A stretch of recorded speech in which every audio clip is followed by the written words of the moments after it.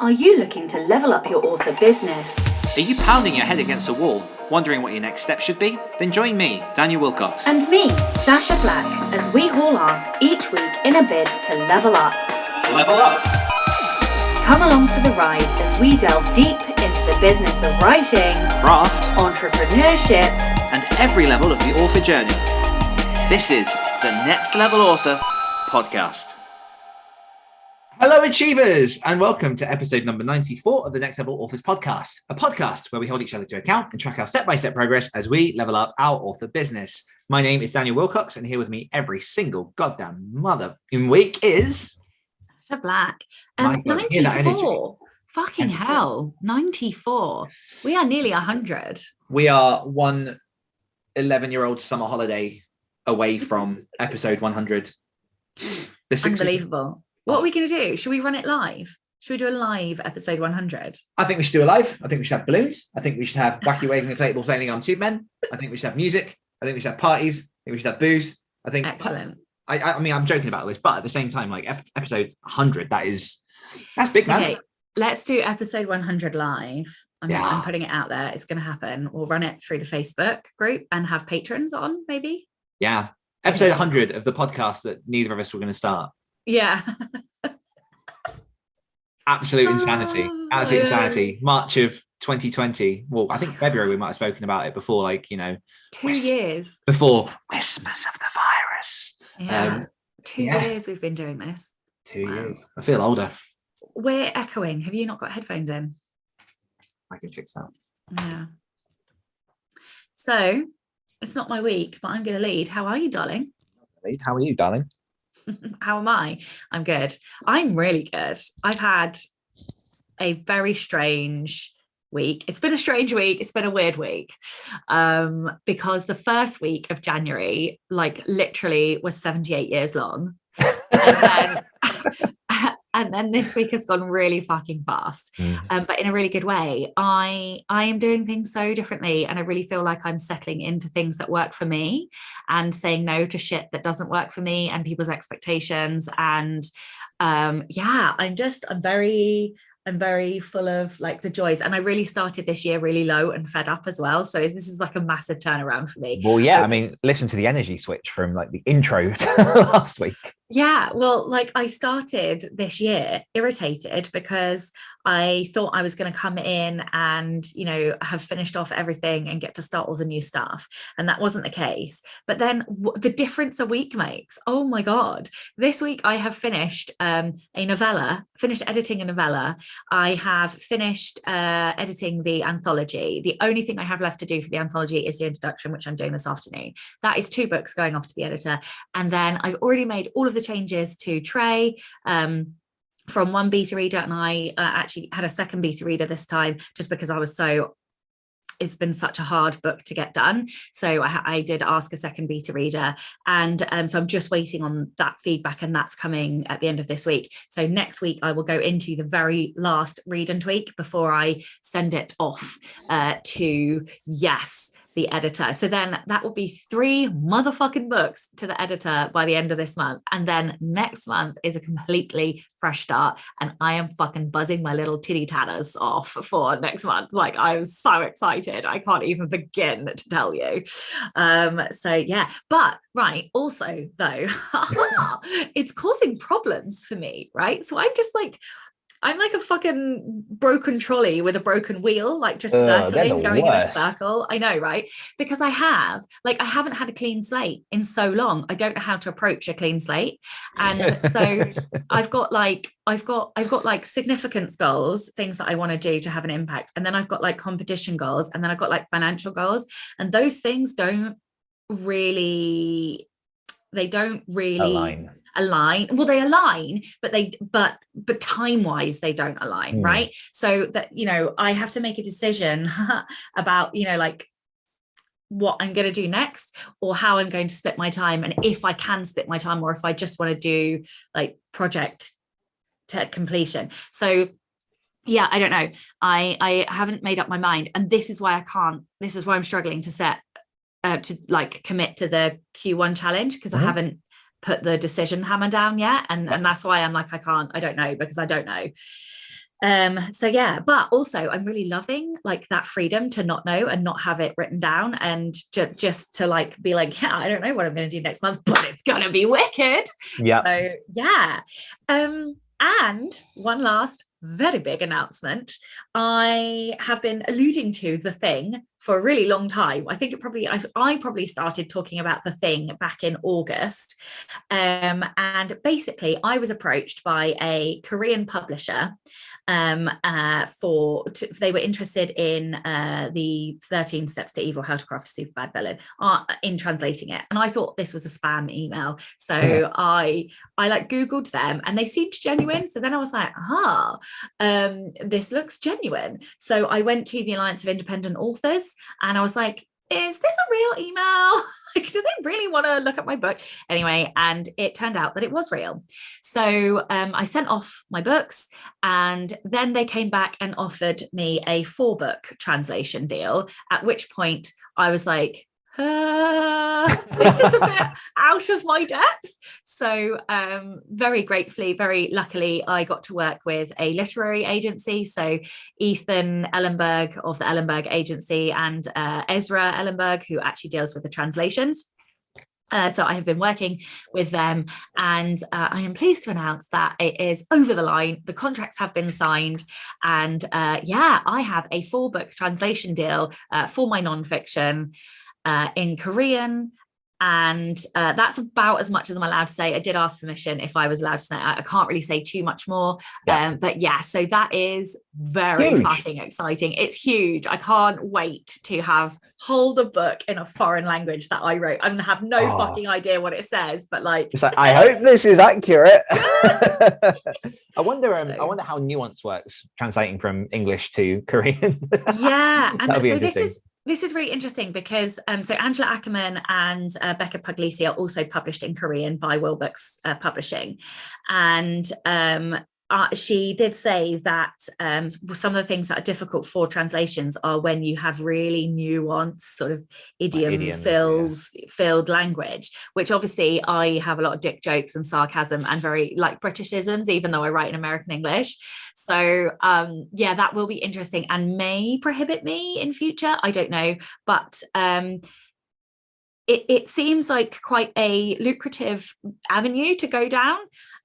So it's definitely something that I will now be pushing Ezra to investigate further to see if I can get some other translation deals, because it's lucrative. That's all I'll say. So very happy, very, very happy, very excited. So yeah, how was your week? Well, I just want to say massive congratulations on that deal to start with, but also like how I can understand how huge it will be to feel that weight of all of these burdens that you've been carrying for so long, just like starting to come off your shoulders, because we get really like in the weeds. We accumulate stuff that we like start, and then like other shiny things come along, and then other things that are more strategic come along, and like to shed that. And yeah, it's just it must be like lovely to have that sort of clean slate coming. It has been 8 months. I've been working towards a clean slate for 8 months. So like, and let's put that in perspective, because 8 months of Sacha work is about 4 years of standard person. So like, let's put that into some perspective. Yeah, it's been a while. Like I have had to work my fucking ass off, and it was completely like my own fault and my own making. You know, I opened so many tabs. And I just have learned a really hard lesson about not doing that, and so I'm not going to ever do that again. I'm really approaching work in a different way now. I definitely feel lighter. I feel freer, and I feel more able to make decisions, which I haven't been for a really long time. And I know that sounds ridiculous, because I'm like, I've just said that I'm going round and round in a circle, but it's because I've got the freedom to make the choice.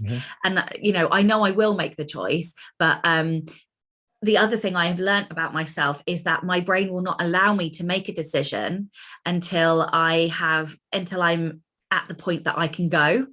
Yeah. So this is what's really, I don't know how I'm going to set goals for the quarter challenge, because until I've sent off Trey, my brain will not. I've just stopped trying to make the decision, because I won't be able to. The minute that book goes off, I'll know what's next.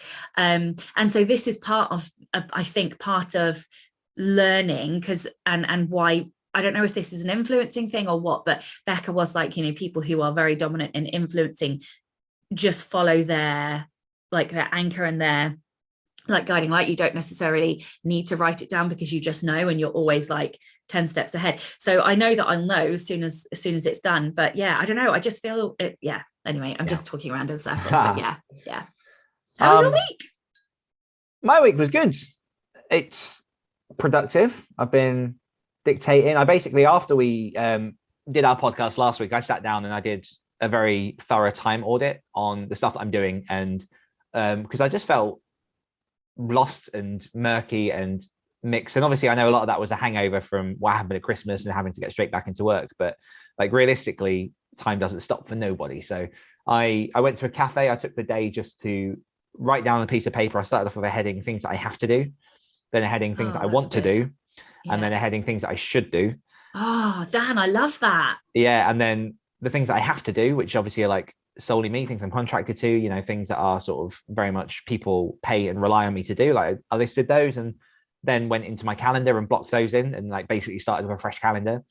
And then things that I want to do, which was numerous, I then picked 2 of those to work on, that the ones that I wanted the most and the ones that I could fit in within the obligations of other stuff I've got to do.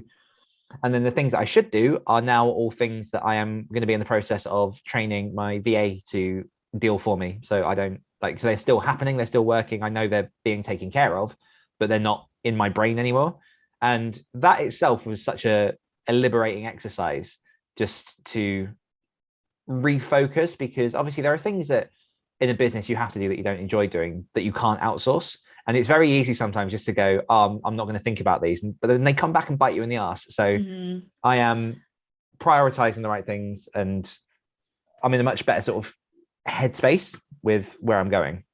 I have to say, I have also ramped up the amount I'm outsourcing. Yeah. And I had a conversation and was like, look, how much can you take on? Because I am literally doing like 3 or 4 people's worth of work and I just can't like, and if I want to do more creation, I have got to outsource some stuff. So yeah, I have really stepped up the amount, like, and I'm shitting a brick if I'm perfectly honest, because obviously it costs money. Well, it's also such a change in mentality, because when like, so, and I don't in any way want this to come across negative, because I'm respectful of every person at every level of their journey, you know, the stuff they're working on, because I've been there, I've been through the whole, you know, system of writing and then learning all the different things. But I'm looking at people who are doing like newsletter swaps and like really focused on like that one book and like marketing that. And I can't do that because of the other stuff that I'm doing. But there's a part of me that really is like, I should be doing that stuff because that is the stuff I used to do. But the reality is, as you grow, you have to be much more strategic, especially if you want to scale with where your attention lies. And so as much as I can do those things, as much as, you know, I occasionally do those things, the reality is for that to work, I need to give that to someone else. And I need to be focusing on the stuff that only I can do to make things grow. And it's been like I messaged you and some other people yesterday with like a massive shift in just a couple of things in my head. And like, yeah, I just feel a lot clearer right now. Things aren't easier by any means, and there's definitely still a lot of work to do, but like I feel good. I feel good. Good. I'm also growing 9 cactuses. Okay. Like awesome. Yeah. Bailey wanted a cactus for Christmas and Nanny bought him a grow your own cactus set, which is awesome. And it comes with a tray to grow 9 cactuses, whatever it is. So that's happening. And then the other thing, I do just want to say thank you very, very much for all the people that sent me pictures of floppy disk drives, whether that's in emoji form, via email, comments, messages, or JP, who very kindly created the other stories artwork with a fucking floppy disk. Oh my god, that was so good. When he said well done. that, I proper like snort cackled like. So thank you, everyone. That seems to have gone down well. I've also had a couple of old school friends comment on them. If people haven't seen it, it's a video on my Instagram at @WilcoxAuthor. And yeah. And the funny thing is, like, dude, I know some of their fears, which are as absurd as mine was. So interesting time. You wait till your birthday. Oh, Jesus Christ. Do you know what? Because this is interesting. Like, without taking, because like, it is a phobia of mine, but it's not like a hardcore one. But I do know, like, it's really easy with a phobia to be like, oh, you're scared of snakes. Here's a snake. But the fact is, like, that's a genuine phobia for some people. So it's like a weird thing to then send people lots of things as snakes. So, I know, when I admitted one of mine, that's all that people were posting in my Facebook group, and I was like, this is really mean. Oh, I know what yours is. Yeah. Yeah. Yeah. So I was like, yeah, anyway, I have 3 and I'm not talking about them because I don't wish for people to send me stuff. Interesting. What's something that you've enjoyed this week? Oh my God, this is something I have enjoyed this week. Fresh by Margot Wood. Fresh is, it's marketed as young adult. I think it's actually new adult because it's set in the first year of college or university. So it's about a freshman. It has a bisexual female protagonist. It is incredibly sex positive, and it is fucking hilarious. Like, I proper like piggy snort cackled laughing, pissed my wife off because I was laughing so hard, like rocking the bed laughing while she was trying to sleep. Oh God, so annoying.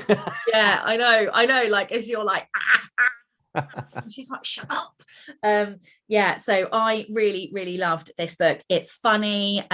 She basically can't choose a major, and it's coming of age. It was really weird, and it's kind of what I want to write, like, in terms of I'd love to brand it more as coming of age, but like later coming of age, so like 18 to 21. And I hadn't really thought that you could brand that YA, but apparently trad publishers don't really discern between YA and NA, because this felt like YA as well, even though it was the age range of new adult.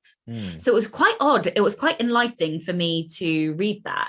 But yeah, and anyway, so she can't decide her major. So she does some like ridiculous class, like eroticism in film and literature or something, and then goes off and like basically bangs a load of people, try to like find whatever her erotic,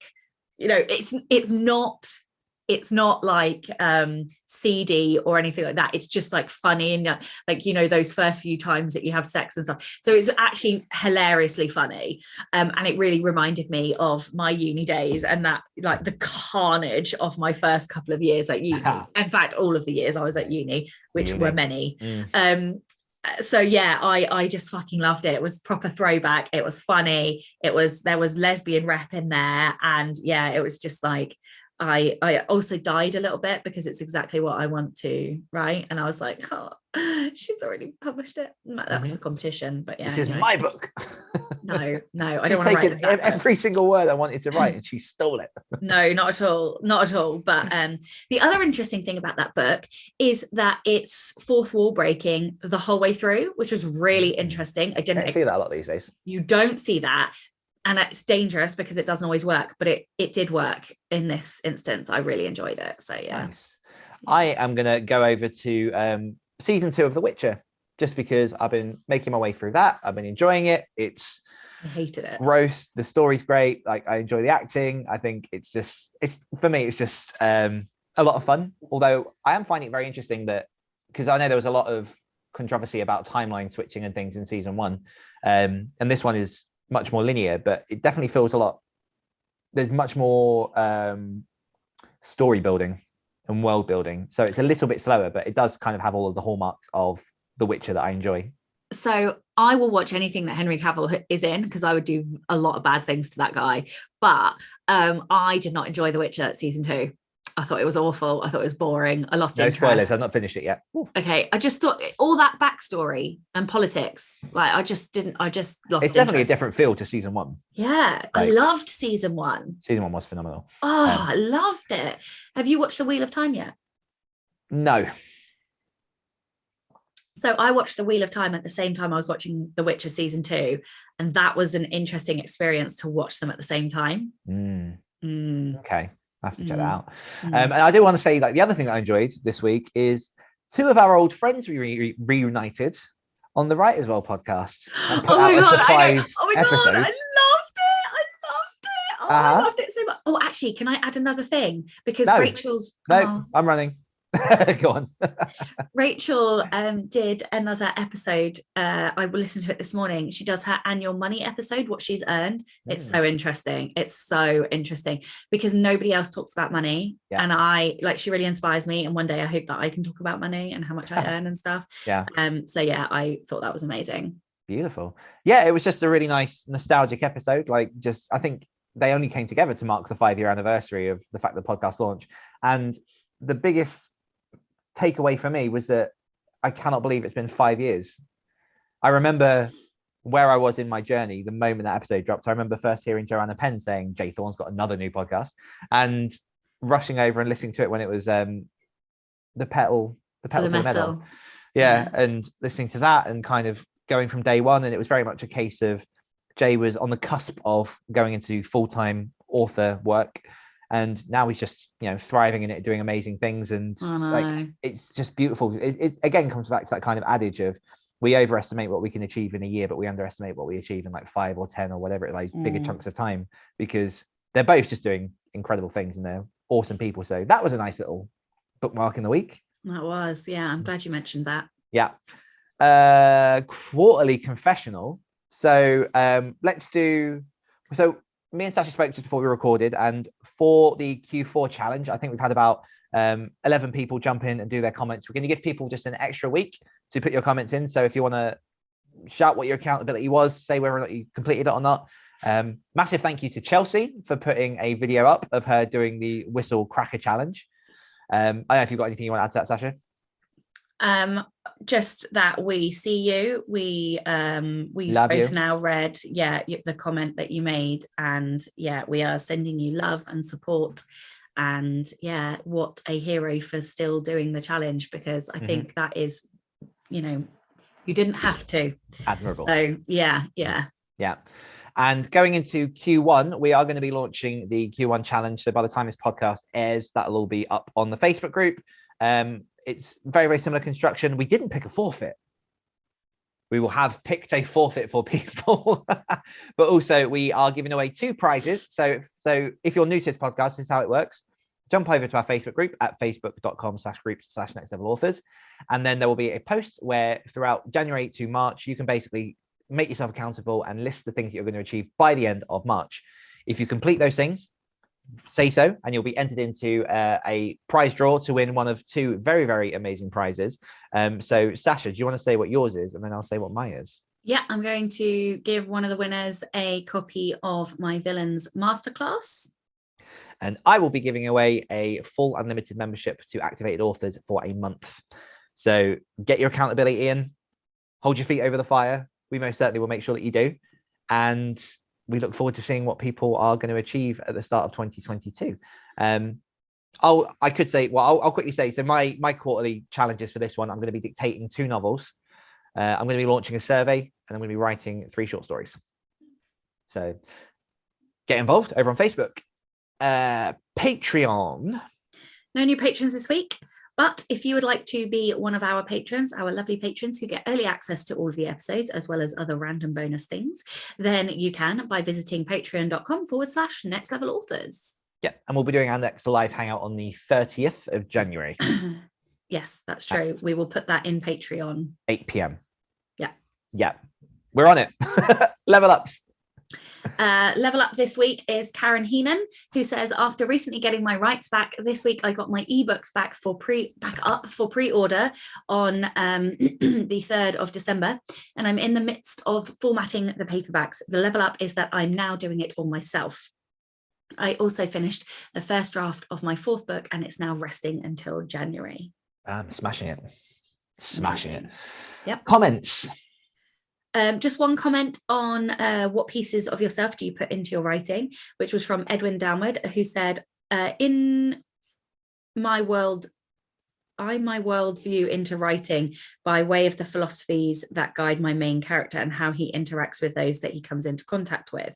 The question does give rise to an observation I've made over the years of submitting my works for critique into challenges and even professional editing. The closer I get to creating a moment based upon personal experience, the closer I have the closer I get to having the reader comment along the lines of, this is unbelievable, no one acts, thinks, feels that way, which is really interesting and sort of highlights the difference between fact and fiction, and story, and what story really is, and the fact that it's not real life. No. And yeah, that is interesting. So thank you very much, Edwin, for that. Perfect. Question of the week. So this is going to be an interesting one. And as usual, it's always sort of later on during the weeks that the questions come. But I, as I alluded to earlier in this episode, yesterday feel like I had a real moment about myself, about my business, and about some of the projects I'm working on. And what I found is that over the last few years, there have been moments of clarity, there have been revelations, but this felt different. This felt like a genuine, like real breakthrough. So my question to you is, for you, what does a real breakthrough feel like, and when was your last? Oh, that's hard. I've just spilled coffee on myself. Hey, again. What was the last? That's really difficult because I'm quite lucky. I get quite a lot of epiphanies, but that's because I'm really not very self-aware. What does, well, so I talk about literary orgasms quite a lot, and that tends to feel like a bit of a breakthrough in the book. And that can be like, that can have a physicality to it as well. So that can be like, I can literally have to be like grabbing hold of a counter because I'm like, oh, what a brilliant idea, you know. I don't know. It feels like an alignment, a shift in me. I would say there is definitely physicality to real, genuine breakthroughs. That's a really hard question, because a breakthrough can be a decision, because I always talk about how there's a difference between decision making and decision making, and that decision making mimics that alignment and that feeling of clarity. Oh,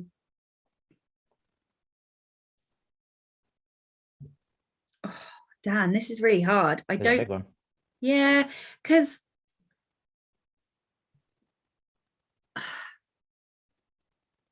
So when was the last like fundamental shift in your business and the way that you see things? And yeah, that's because like I say, like it's I get a lot of sort of smaller moments of, oh, this or this, but like for me, this felt like the earth moved. I think, I don't know that I've had one, because I would say that they've been all medium sized. I think the last one was when I stood in that tree. So when I was like really depressed and had really bad anxiety and was not in a good place mentally, at work in the middle of December, Atlas hadn't slept through the night yet, and he was almost 2. And I stood crying in a tree in the middle of winter when it was raining.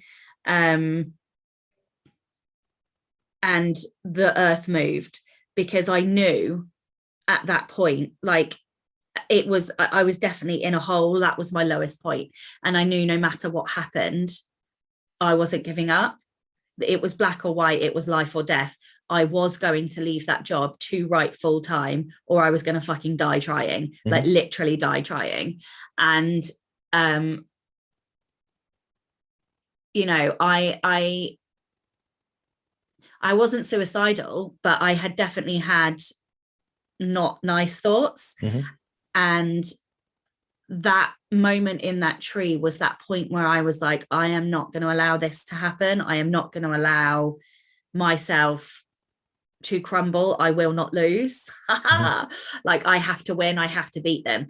And it was a moment of no more. And even though I knew in that moment that there was a shift, it was like a shift in the universe, a shift in me, a shift in my empowerment, a shift in my ability. It was a resolute, I'd already won. Like, that was the moment I decided I'd already won. Like, and that's the strange thing. Like, that's what I have to do. I have to decide that it's already done, and then I make it happen in a weird way. But when you decide, or when I personally, for me, this is how it works. When I decide it's already done, there is like everything else gets out of the way. Yeah. And so, but the strange thing is, it still took like 2 years after that point. But everything became easier. Everything became, I don't know, like everything became much more, I could cope. I don't know, this is really weird. I God, it's throwing me back to like the mindset. I had some really horrible thoughts when I was there, and like it really, that was the moment I said no more. I wasn't going to give up, and it made everything so much easier, even though like it was all mental, it was all mindset shift. And you still have to go and do the work, but it makes the work easier, more enjoyable. I don't know, that for me, like, so I suppose whatever everybody's individual strengths are, there's a different way of them framing, like, and it's definitely about framing. I decided I'd already beaten them. Everything was about winning against them, and that is pure mindset, right? Like that doesn't work for somebody else. You know, for Chloe, it might be about being in charge or being on top, or getting clarity, because command is often about creating clarity. But for me, I had to win. I had to find a way to win. And that is absolutely like, yeah, wow. Yeah. I think the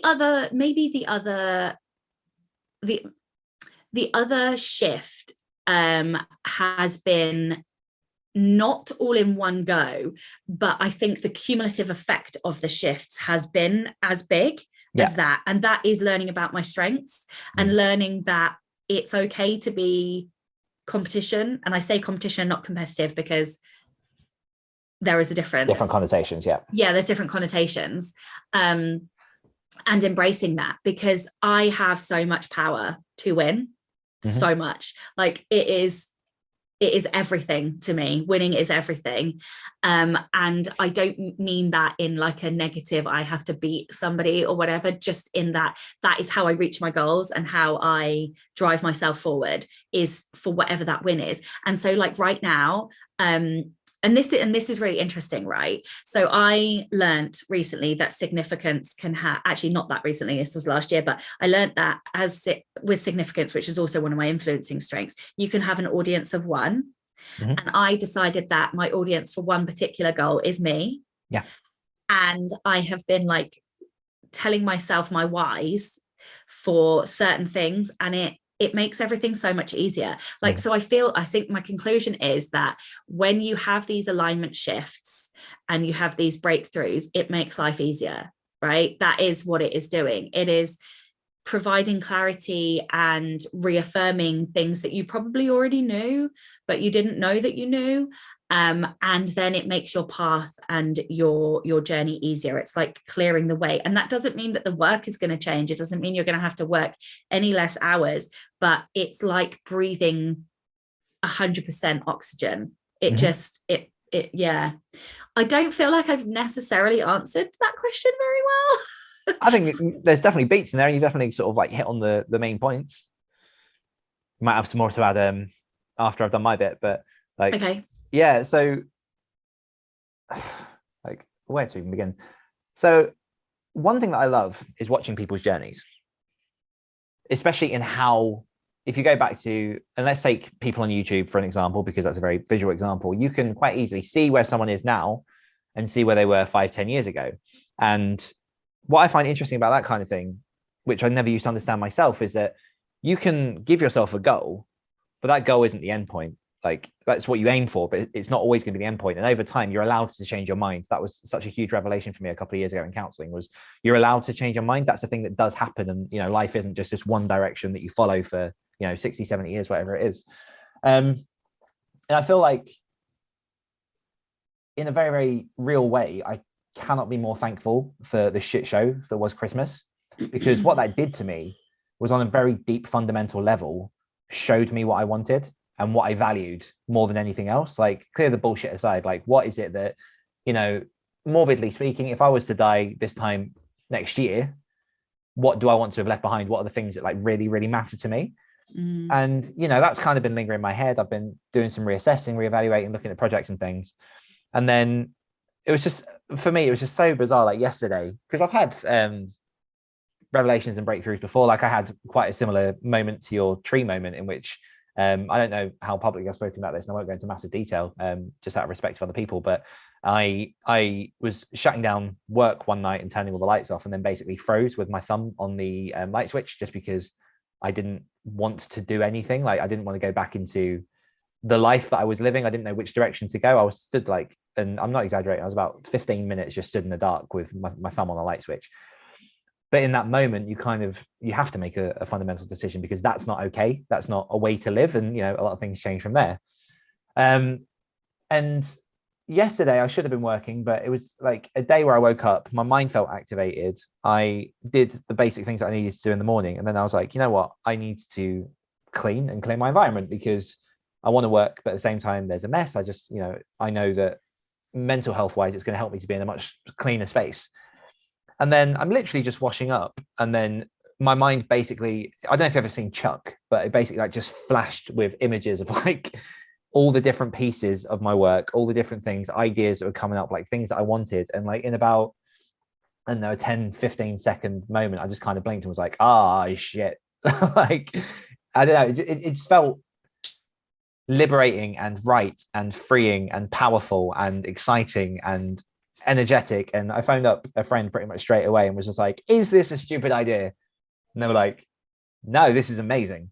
And I was like, okay, cool, this is the direction. And one thing that I have decided since Christmas is that just in general, sort of apart from podcasts and things, like publicly and outwardly with a lot of stuff I'm doing, I want to go a little bit quiet, because there are certain projects I'm working on that I want to focus on, and I want them to be the best they can be. And one of the decisions I made from Christmas is that I'm going to return back to my early mornings to give myself an hour focused on the things that I want to work on in the morning. And just doing that and getting into that rhythm makes me, for the rest of the day, feel like I'm doing the right thing, and makes everything else easier. And then the other stuff that I'm doing, and I know I'm speaking very general here, but I can't help it. This is just where I am at the minute. And the other stuff that I'm doing now, even though I don't often enjoy some of those bits, feel like they have much more of a reason to it. So it's fueling me towards this new space. And yeah, it just, I don't know, like I feel energized. I feel like it's going in the right direction. I feel like it's probably the most truest to me that I've been in a long time. And I will say, I'll give one specific at least, because like it's unfair, I think, just to speak in generalizations. But one thing that I am doing is massively deprioritizing fiction. So I'm still going to be writing my short stories, which I've written one this month, and I absolutely am enjoying that process. And I think just having that little fiction outlet is helping. But for now, I'm not working on any, well, apart from one, but I'm not working on any major fiction projects, because I have this focus, I have this thing that I want to do, and it feels right and it feels good, and it's a possible path, and I'm there. So yeah, it's like, compared to last week, how bummed out I was, and all the other crap that happened over Christmas, like I am thankful that happened, because it has provided some real clarity, and like that's where I'm going forward. But it does feel like an alignment. It feels like lots of pieces of the puzzle fitting together. I no joke was sat down for about 10 minutes after, just like dizzy and lightheaded and like suddenly like drained of energy. And these moments, they don't happen that often. Like I can't, apart from the sort of state of catatonic that it was, like there are always moments of inspiration and motivation and like, want to do this and I want to do this, but there's a real like I have to in me, which it just feels amazing, to be honest. So good. I'm glad that you feel that way and that you're energized. There's nothing better than feeling energized about work. Like I hate coming to work, and we don't create these businesses and these careers to come to work not energized. So no, absolutely. Do you have anything else you want to add to that? I don't think so. I